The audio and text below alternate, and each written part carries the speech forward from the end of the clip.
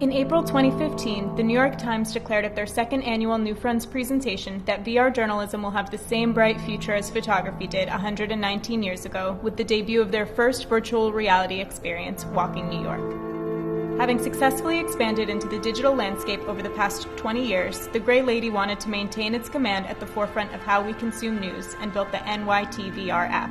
For the app's launch, the New York Times collaborated with our virtual reality creators once again to create the Displaced, a new virtual reality experience that places viewers directly inside the global refugee crisis.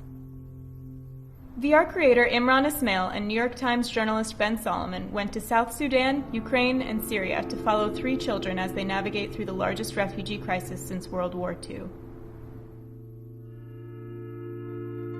By 2015, more than 60 million people worldwide have been driven from their homes by war and persecution, roughly half of whom are children. For the launch of the NYT VR app, the New York Times premiered The Displaced at a mass demo this last November in New York.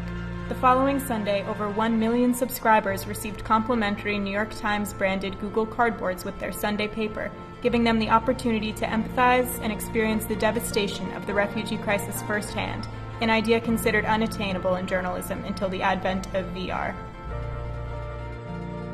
With The Displaced, millions of people, both young and old, were not only exposed to their first VR film, but through this timely convergence of technology and journalism, lent an entirely new perspective to what has already become one of the most pivotal events of this century. Thousands shared the experience on social media with the hashtag NYTVR, and media outlets worldwide praised the film and its creators, declaring VR's arrival into the mainstream.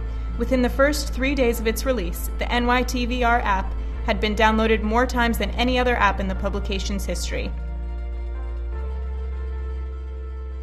Less than 6 months later, the New York Times has now made VR a priority, changing the way we get our news for years to come.